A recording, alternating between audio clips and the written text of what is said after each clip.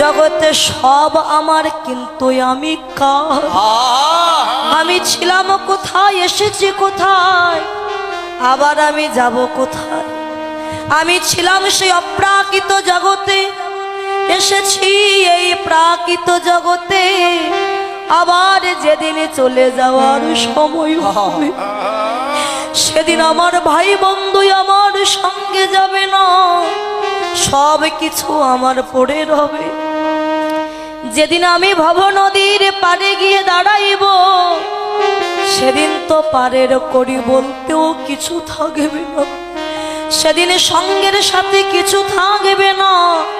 সেদিন সঙ্গের সাথে কি হবে জানো? সেদিন মধুমাখা নাম যাবে আর এই প্রাণ